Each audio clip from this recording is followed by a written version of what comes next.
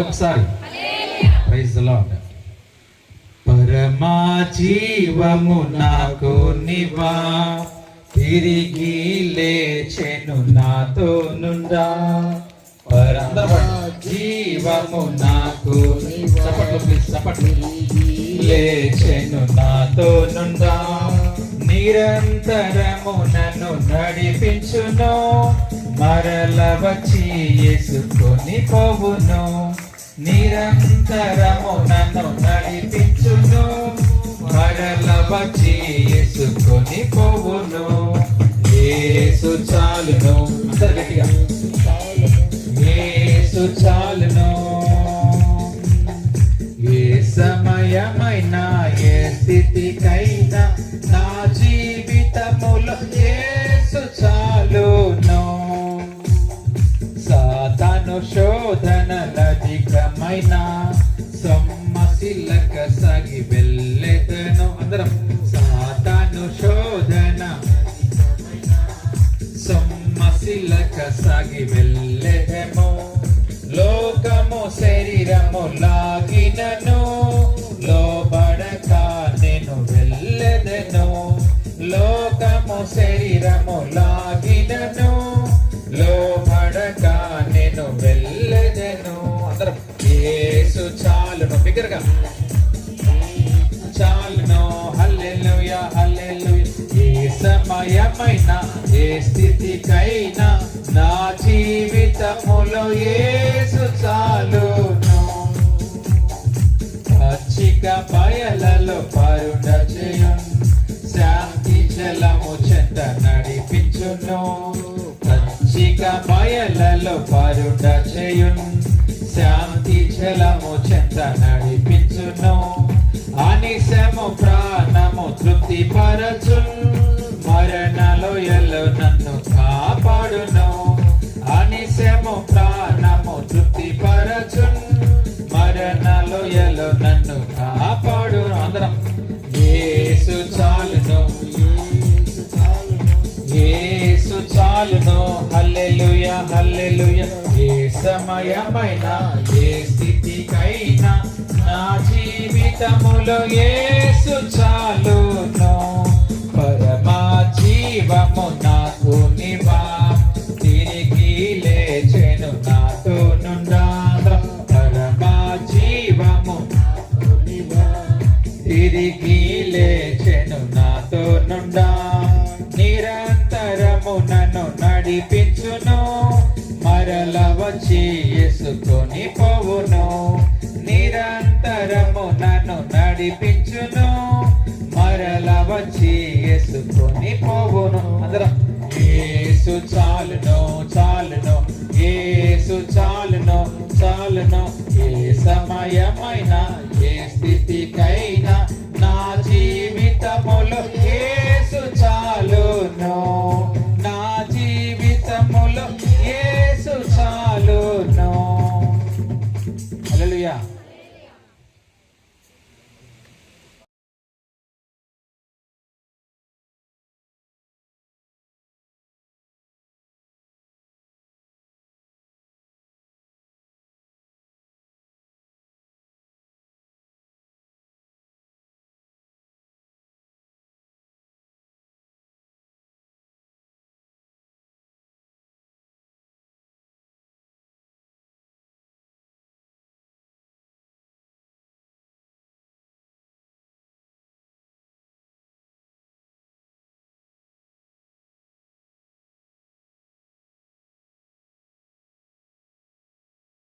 వెనుమంగా ఇస్సాకు దాసులు వచ్చి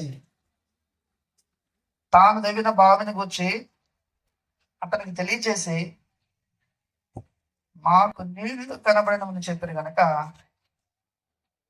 దానికి షేబా అని పేరు పెట్టను. పైన కింద ఫుట్ నోట్ లో షేబా అనే దానికి ప్రమాణము. రైట్. ఇప్పుడు దాసుడు వచ్చేసాడు, పనోలను పెట్టి బావులు తవ్విస్తున్నాడు. ఎన్నో ఆటంకాలు వచ్చాయి, అసూయ, విరోధం, జగడం అన్ని వచ్చాయి. ఇప్పుడు వచ్చి అంటున్నాడు, అయ్యా తవ్వుతున్నప్పుడు నీళ్లు వచ్చేసాయి. చూడండి, నీళ్లు వచ్చేసాయి అంటే ఇప్పుడు మాకు మట్టి కనిపించట్లేదు, ఫస్ట్ లో ఏముంది? మట్టితో పూడ్చేశారు కదా. ఇప్పుడు మట్టి కనిపించట్లేదు, నీళ్లు కనిపించాయి. ఇక మట్టి లేదు. ఎవరైతే లోకము నుండి దూరమై మట్టిని తీసివేసుకుంటారో, చూడండి, నీళ్లు కనిపిస్తాయి. నీళ్లు దేవుని యొక్క వాక్యానికి సాదృశ్యంగా ఉన్నాయి. ఈరోజు మన జీవితాలు క్రీస్తు బిడ్డలుగా చేశారు. ఆ రోజు నుంచి ఈ రోజు కూడా దేవుని పిల్లలుగా, అన్నదమ్ములుగా, మన రక్త సంబంధికుడిగా నేను భావించి ముందుకు వెళ్తూ ఉంటాను. అలాగే అద్భుతమైన లిస్ట్ కుటుంబ సభ్యులుగా భావించి పెద్ద మంచి యొక్క తరుణాన్ని దేవుడు ఇచ్చినందుకు మనం స్తుతిస్తూ ముందుకు వెళ్ళాలి. ఈ సమయాన్ని ఇచ్చినటువంటి మరొకసారి అన్నగారికి, అన్నగారి కుటుంబ సభ్యులకి మరొకసారి వందనాలు తెలియజేస్తూ, మీ అందరికీ తెలియజేస్తూ థ్యాంక్ యూ, ధన్యవాదాలు.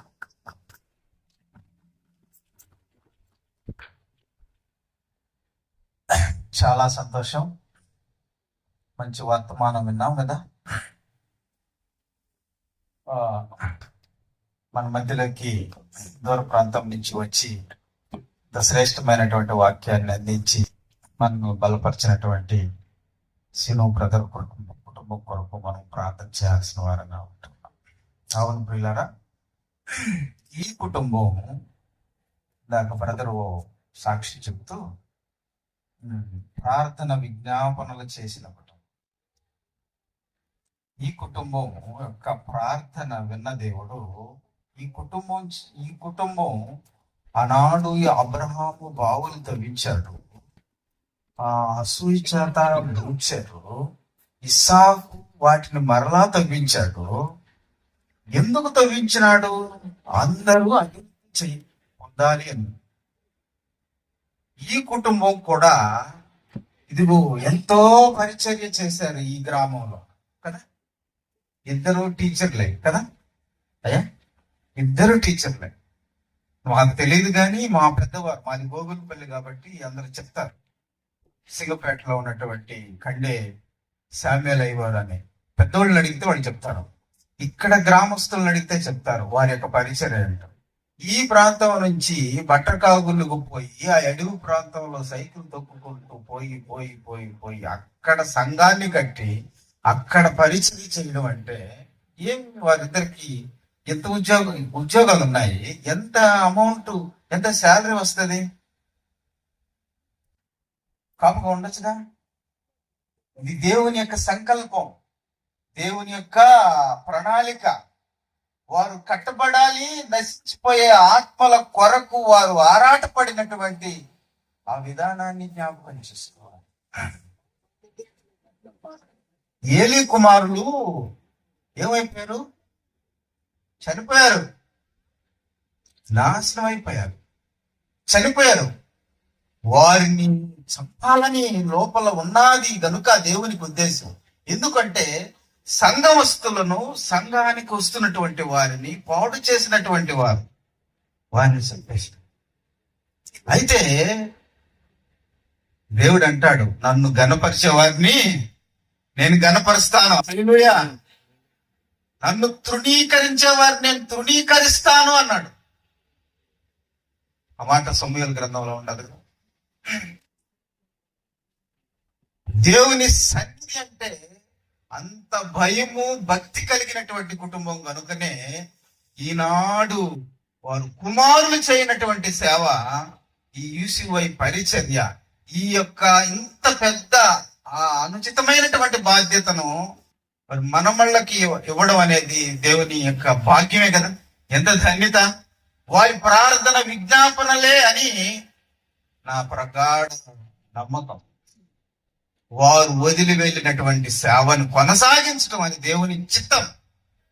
మండలం మొత్తం, అదర మండలాలు కూడా, పక్క మండలాలు కూడా వెళ్ళడం, వారం వారం సువార్త పరిచర్యలో కొనసాగటం అనేది, యూసీవై పరిచర్య జరిగించడం అనేది, యూసీవై యొక్క ఆ యొక్క కార్యక్రమాన్ని నడిపించడం అనేది ఎంత బాధ్యతతో కూడిన పని. ఈ పనిని సహోదరులు ఇవ్వడం, వారు చేసినటువంటి ప్రార్థన విజ్ఞాపనలు. మరి అలాంటి నీతిమంతుల్ని జ్ఞాపకం చేసుకోవటం ఎంత ఆశీర్వాదం. మనకు ఆశీర్వాదము, మన కుటుంబాలకు ఆశీర్వాదము, మన పిల్లలకి చెప్పడం ఆశీర్వాదం. వారు ఇలాగ పరిచయం చేశారయ్యా. మనం ప్రార్థించాలి, మనం కూడా సహకరించాలి, సంఘానికి సహకరించాలి, సువార్త చెప్పాలి, నశించిపోయే వారికి వాక్యం అందించాలి. ఎందుకు ఈ బావులు తవ్వించాడు ఇస్సాకు? ఎవరితో జగడం మాడలేదే. ఇలా చెప్పుకుంటా పోతే అనేక మాటలు మనం చెప్పుకోవచ్చు. కాబట్టి ఆ నీతిమంతులు జ్ఞాపకం చేసుకోవటం మనకు ఎంతో సంతోషము, ఆశీర్వాదం. ఆ కుటుంబం కొరకు, ఈ యేసువై పరిచర్య కొరకు, ప్రతి బిడ్డ కొరకు మనం ఈ కుటుంబం కొరకు ప్రార్థన చేయాల్సిన వారంగా ఉంటూ ఉన్నాం. పనిచేశారు. నాన్నగారు అల్లూరు యూపీ స్కూల్లో హెడ్ మాస్టర్గా చేశారు. ఆయన పనిచేసే కాలంలో 25 మంది ఉపాధ్యాయులు ఆయన కింద ఉన్నారు. వయసులో చిన్నవాడు. ఆయన దగ్గర పనిచేసిన వారిలో వాళ్ళ అక్క, బావ, అన్న, వదిన, బంధువులందరూ ఉన్నారు. అంత చిన్న వయసులో నమ్మకంగా సేవ చేశారు. ఆ యొక్క ఉద్యోగంతో పాటు నా తండ్రి ఈ ప్రాంతంలో ఎంతో సేవ జరిగించారు. మా నాన్నగారు, మా అమ్మ కూడా ఈ ప్రాంతంలో కనబడే స్కూల్లో ఉపాధ్యాయురాలుగా పనిచేశారు. ఆమెకి ఎంతో విలువ. అంటే ఆమె ఈ ప్రాంతానికి నన్ను 6వ మాసంలో తీసుకొని వచ్చారు. అంటే చాలా చిన్న వయసులో ఇక్కడికి తీసుకొని వచ్చారు. కేవలము మా అమ్మ ఉద్యోగం కొరకుగా నాన్న మా తండ్రి ఈ స్థలాన్ని ఏర్పరచుకున్నారు. ఇది మాకు నివాస స్థలముగా ఏర్పడింది. అయితే వారిరువురు ఈ గ్రామానికి వచ్చినప్పుడు అందరు క్రైస్తవులు కాదు, కొద్దిమంది మాత్రమే క్రైస్తవులుగా ఉన్నారు. ప్రతి నిత్యము మా ఇంట్లో కుటుంబారాధన జరిగేది. కుటుంబారాధన అంటే చిన్న సంఘారాధనగా జరిగేది. అందరూ వచ్చేవారు. కానీ ఈ స్థలంలో ఇప్పుడు దేవుణ్ణి ఎరగనటువంటి వారు ఎవ్వరూ లేరు. అది వారి ప్రార్థనా ఫలితము. అంతేకాకుండా వారికి మేము 6 సంతానం అని చెప్పున్నారు. నేను పెద్ద కుమార్తెని. నాకు 3 సంతానము. పెద్ద విక్టోరియా, మధ్యలో కుమారుడు వినీత్ కుమార్, తర్వాత వినుప. అందరూ కూడా నాయన చక్కగా చదువుకొని మంచి స్థాయిలో ఉన్నారు. వారికి దేవుడు ఇచ్చినటువంటి ఆ గొప్ప ఆలోచన ద్వారా మనమందరం సమకూడి మా యొక్క తల్లిదండ్రుల్ని వారు చేసిన సేవ మరొకసారి జ్ఞాపకం చేసుకునే భాగ్యాన్ని ఇచ్చారు. యెరూషలేము దేవాలయం నా తండ్రి. అప్పుడైతే నా ప్రభు దావీదు మహారాజు దానికి సంబంధించిన అన్ని సమకూర్చినప్పటికి కూడా సొలొమోను మహారాజుకి మీ యొక్క తరుణాన్ని ఇచ్చారు. ఆ విధంగానైనా ఎంతమంది ఉన్నాం కానీ నా కుమారుడు వినీత్ కుమార్ని దేవుడు ఈ సమయంలో వాడుకున్నందుకు కూడా దేవుని వందనాలు చెల్లిస్తున్నాను. అన్నిటికన్నా ముఖ్యంగా కుటుంబారాధన రాత్రిపూట జరగడము ప్రతి ఇంట్లో ఉంటుందేమో తెలియదు, కానీ మా ఇంట్లో వేకువలు ప్రార్థన జరిగేది. 6 చిన్న పిల్లలమే. అందరు నిద్రపోతుంటాం కానీ నిద్రపోయినా సరే కంపల్సరిగా కూర్చోవాలి. అది వారి పద్ధతి. ఆ విధముగా మా తల్లిదండ్రులు మోకరించి ప్రార్థించారు. ఆ సమయంలో ఇంకొక చిన్న మాట చెప్పి ముగిస్తాను. నా కొడుకుని మా అమ్మ నా ఆరోగ్యం సరిలేని పరిస్థితుల్లో మా అమ్మ దగ్గర ఉండి పెరిగాడు. మా అమ్మ మోకరించినప్పుడు మా అమ్మ చీర దగ్గర తను కూడా వంగుండేవాడు. ఆ దీవెన ఈ దినాన ఫలించిందని మరొకసారి నేను దేవునికి వందనాలు చెల్లించుకుంటూ, ఇంకొక విషయం ఏంటంటే వారిద్దరు ఉపాధ్యాయ వృత్తిలో ఉన్నప్పటికీ నాన్న ఫీల్డ్, సమావేశం అన్ని పదవుల్లో పనిచేశారు. నమ్మకమైన సేవ చేశారు. మా తల్లి ఉపాధ్యాయురాలుగా పనిచేసినప్పటికి కూడా అక్కడ ఉన్న చిన్న బిడ్డలు వారికి కావాల్సిన నీరు, మధ్యాహ్నం వచ్చినప్పుడు భోంచేయడానికి తగిన వస్తువులు, ఆమె చేసుకున్నటువంటి కూర, అన్నం లేని వారికి అన్నము, ఆ విధంగా వారు ఇద్దరు కలిసి ఒకే ఆలోచనతో ఒకే ప్రార్థనతో ఈ యొక్క వారి జీవితాన్ని కొనసాగించి ముగించారు. ఆయన సంధికి చేరారు. చేరి వచ్చిన మీకు అందరికీ మా ధన్యవాదాలు తెలియజేస్తూ ముగిస్తున్నాను. చాలా సంతోషం అమ్మా. మీరు మీ అనుభవాలు పంచుకొని ప్రార్థన చేసి మీ అనుభవాలు పంచుకున్న దానిని బట్టి ఓట్ ఆఫ్ థ్యాంక్స్ చెప్పక ముందు నేను మీతో ఎందుకు చేశాను ఇది ఇదంతా కూడా కాంపౌండ్ వల్ల నేను మీకు తెలియజేస్తాను. ఇక్కడ నేను ఇదే ప్రాంతంలో పెరిగాను, ఎక్కువగా శాతం ఇక్కడ ఉండేవాడిని. అదే క్రమంలో మా అమ్మమ్మ తాతయ్య అమ్మగారు చెప్పినట్లుగా ప్రతిరోజు మార్నింగ్ ప్రేయర్లో నన్ను కూడా లేపేవారు. నిద్రపోతున్నప్పుడు నన్ను కూడా లేపి కూర్చోబెట్టేవాళ్ళు ప్రార్థనకి. మా అమ్మమ్మ వద్దులే పడుచున్నాడు అని చెప్పినా కూడా మా తాతయ్య ఒప్పుకునేవాడు కాదు, ఆయన చాలా స్ట్రిక్ట్గా ఉండేవాడు. అయితే వాళ్ళిద్దరు కూడా చనిపోయిన తర్వాత నేను ఈ ప్రాంతానికి వచ్చి ఆ సమాధి, నాకు మా అమ్మమ్మ అంటే చాలా ఇష్టం, నా చిన్నప్పటి నుంచి సాకింది ఆమె ఎక్కువ. అమ్మని చూడడానికి వచ్చేటప్పుడు ఆ సమాధి కొరకు వచ్చి ప్రార్థన చేసుకుంటూ వెళ్ళే సమయంలో ఈ ఇల్లు చాలా చెట్లు పెరిగి చాలా దినస్థితిలో ఉంది. అది నేను గమనించినప్పుడు బాధపడేవాడు. అదే సమయంలో నేను మళ్ళీ వస్తున్న సమయంలో నేను ఒకానొక రోజున ఈ యొక్క గ్రామస్తులు నాకు చెప్పిన మాట, అయ్యా ఆ యొక్క గృహంలో దేవునికి వ్యతిరేకమైన కార్యాలు జరుగుతున్నాయి అని చెప్పారు. నేను విన్నప్పుడు చాలా బాధపడ్డాను. కానీ నేను దీన్ని రిపేర్ చేయలేటువంటి పరిస్థితి.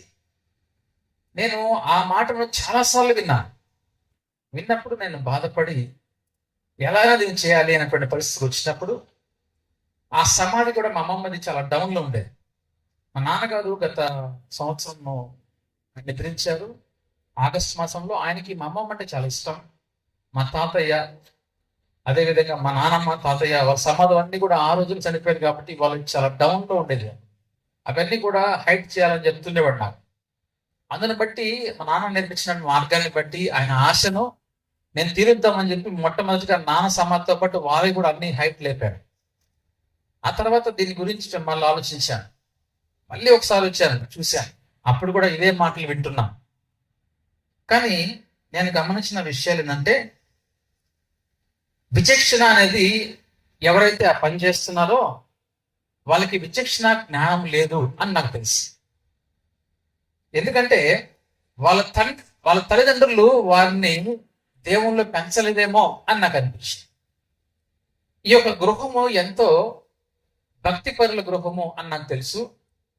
మా తాతయ్య ఇప్పుడు యాకోబన్న కూడా సాక్ష్యం చెప్పినట్టుగా వాళ్ళ కుమారుడు కూడా ఈ సంఘంలో కొంత ఆయన పరిచర్య కొనసాగినట్టుగా చెబుతున్నాడు. అదే క్రమంలో మా తాతయ్య కొత్తసింగపేట సంఘము స్థాపన విషయంలో సహాయపడ్డారు. కుల సమాజంలో కూడా ఆయన ఒక మంచి స్థానం ఆయనకుంది. బట్టరకాకుల్లో ఒక స్థానాన్ని ఏర్పాటు చేశాడు. నేను వింటున్నప్పుడు నాకు ఒకటే బాధ, ఎందుకని ఆ గృహాన్ని ఆ విధంగా ఉపయోగిస్తున్నారు? ఒకవేళ వారు లేకపోవచ్చు, అయినప్పటికీ కూడా ఆ విధంగా ఆ గృహాన్ని ఉపయోగించాలన్నా అని నాకు బాధ కలిగింది. నేను ఒకటే గమనించిందంటే, బైబిల్లో ఒక మాట ఉంది, బాలుడు నడవలసినటువంటి త్రోవను వానికి నేర్పము, వాడు పెద్దవాడైనప్పుడు దాని నుంచి తొలగిపోవడం. ఎవరైతే ఆ పనులు చేస్తున్నారో, ఎవరైతే దేవునికి వ్యతిరేకమైనటువంటి పనులు ఈ గృహంలో చేశారో వాళ్ళ పేరెంట్స్ వాళ్ళని సరిగ్గా పెంచలేదేమో అని నాకు అనిపించింది. వాళ్ళని సరిగ్గా పెంచలేదు కాబట్టి వాళ్ళు ఈ రోజు ఈ స్థానానికి, ఈ ప్లేస్ని వాళ్ళు ఎన్నుకున్నారు.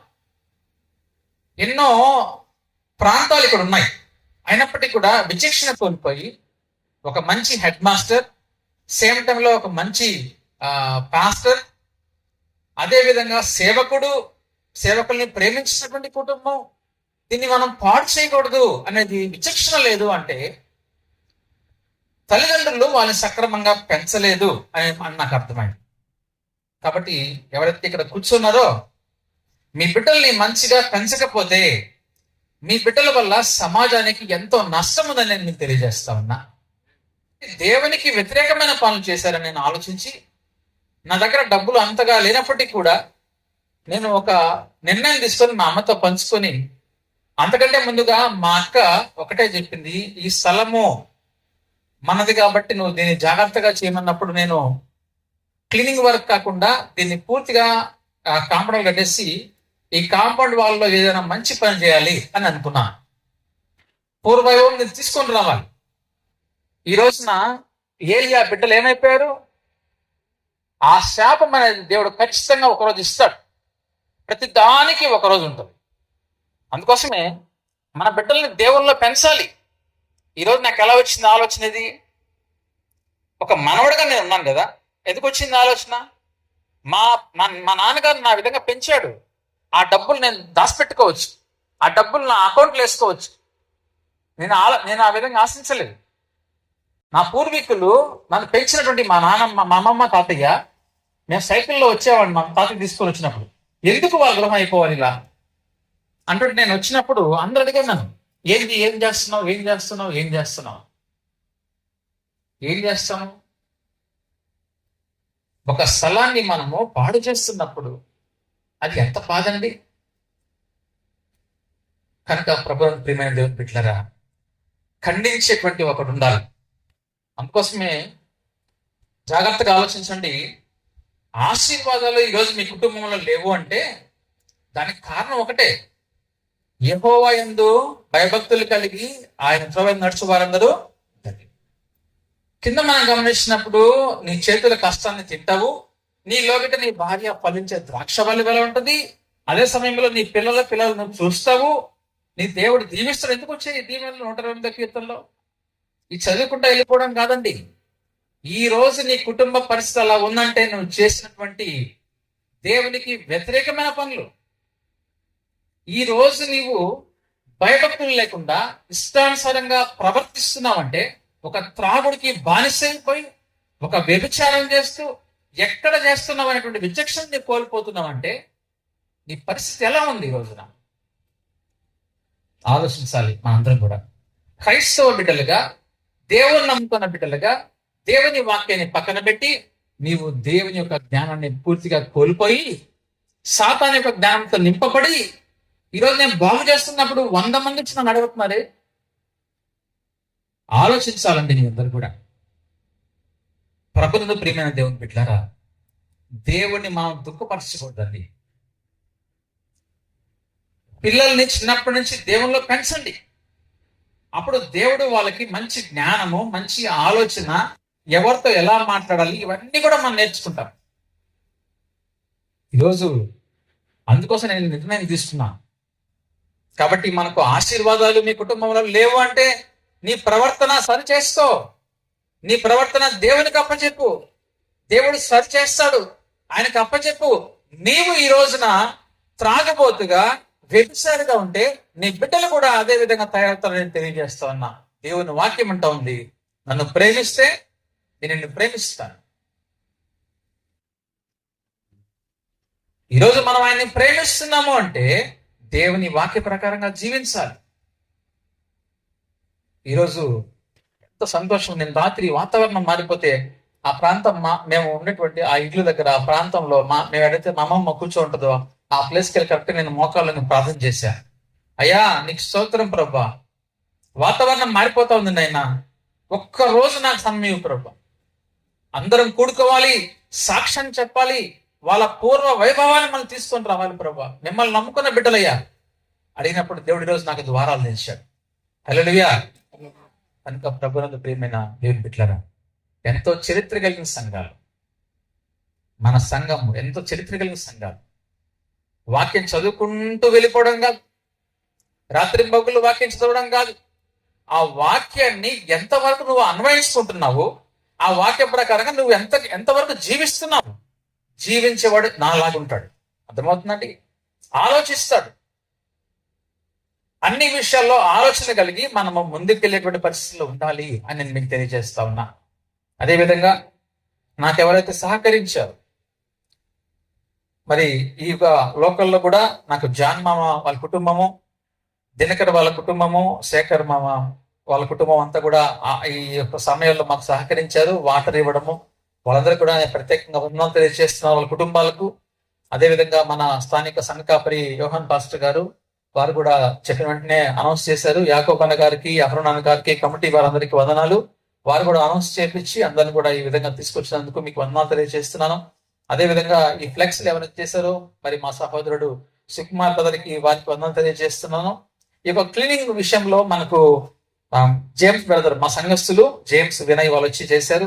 అయితే ఎక్కువగా చేసింది ఎవరంటే ఏసేపు, ఆ అబ్బాయి సాల్మన్, అదేవిధంగా నాగూర్, వీళ్ళు ముగ్గురు కూడా రాత్రి మగులు ఇక్కడే ఉండి దీన్ని మొత్తం పరిచయం చేశారు. అందుని బట్టి వారికి కూడా ప్రత్యేకంగా వందనాలు తెలియజేస్తున్నాను. అదేవిధంగా ఆర్కెస్ట్రా విషయంలో మన గాంధీ పాస్టర్ గారు ఈ యొక్క చెలి సంఘంలో ఉన్నటువంటి ఆ గాంధీ పాస్టర్ గారు అడిగినప్పుడు పాస్టర్ గారు వెంటనే సౌండ్ సిస్టమ్ అరేంజ్ చేశారు. అందుని బట్టి పాస్టర్ గారికి వేరే మీటింగ్ ఉండి వెళ్ళారు. అయితే వాళ్ళ కుమారుడు వచ్చారు, ఆ బాబు కూడా ప్రత్యేకంగా వందనాలు బాబు, మీకు దేవుడు మిమ్మల్ని దీవించిన దాకా. అదేవిధంగా మా బంధువులు, స్నేహితులు, అదేవిధంగా స్థానిక సంఘస్థులందరికీ కూడా ప్రత్యేకంగా వందనాలు తెలియజేస్తాను. ప్రాముఖ్యంగా విషయం ఏంటంటే నా యొక్క సేవకులు, నా శ్రేయోభిలాషులు ఎవరైతే ఇక్కడ చేరినారో వాళ్ళందరికీ పేరు పేరు వరుసన అందరికి వందనాలు తెలియజేస్తున్నాను. అదేవిధంగా మా గిటియోను సంస్థ జనాథన్ గారు వచ్చినారు, డాక్టర్ జనాథన్ గారు. నేను గిటియోన్ మెంబర్ కాబట్టి మా గిటియోన్ ఫెలోషిప్ ద్వారా తరపున మరి సార్ పంపించారు, దాన్ని బట్టి వందనాలు. ఆ తర్వాత వరుసగా అందరు పాస్టర్స్ అందరికి కూడా, మా సురేష్ బాబు బ్రదర్, ఈసీవై టీం సభ్యులు, స్థానిక సంఘ పరియోహన్ పాస్టర్ గారికి, మరి ముఖ్యంగా మా సీనున్నకి, ఎందుకంటే నేను అడిగిన వెంటనే అక్కడి నుంచి కారు తీసుకుని వాళ్ళ పిల్లలందరూ వచ్చారు. అందుకంటే అక్కడ కూర్చున్నారు వాళ్ళ పిల్లలు ఇద్దరు, లేచి నిలబడ్డారు ఇద్దరు. వాళ్ళిద్దరూ మా సిస్టరు పాప వాళ్ళ కుటుంబం కూడా వందనాలు తెలియజేస్తానమ్మా. అదేవిధంగా ఇక్కడ ఉన్నటువంటి ప్రతి ఒక్కరికి నడిపించిన మా అన్న పీటర్ అన్న గారికి కూడా ఈ చక్కగా జరిగించడం, దాన్ని బట్టి అన్నకు కూడా వందనాలు తెలియజేస్తున్నాను. మరి అదేవిధంగా మా యొక్క యూసీవై టీం అంతా కూడా అక్కడ రాష్ట్రం చూడండి పేరు, ఇది ఉన్నప్పటికీ కూడా అది ఉండాల్సిందే ఆడ పెట్టడం అందుకోసం ఉందని, యునైటెడ్ క్రిస్టియన్ యూత్ అని. అదేవిధంగా మా బావగారికి కూడా ప్రత్యేకంగా వందనాలు తెలియజేస్తున్నాను. మా అమ్మకు చేసినటువంటి ప్రతి ఒక్కరికి, బట్టర్ కాకుల సంఘస్థులకు, యూసీవై టీంకు, అదేవిధంగా పూర్ణి ఇందుపూరు, అదేవిధంగా ఇసుపల్లి ఎవరైతే వచ్చినారో వాళ్ళందరికీ మేము వందనాలు తెలియజేస్తూ, మీరు చక్కగా భోజనం చేయండి, మా కుటుంబం గురించి ప్రార్థన చేయండి. ఇక్కడ ఉన్నటువంటి లోకల్ ఎవరైతే ఉన్నారో వారు ఇక మీదట నాకంటే ముందుగా మీరే ఒక సీసీ కెమెరా లాగుండి ఇక్కడ దీన్ని భద్రపరిచి చక్కగా దీన్ని దేవునికి మహిమకరంగా దీన్ని వాడుకుందాం.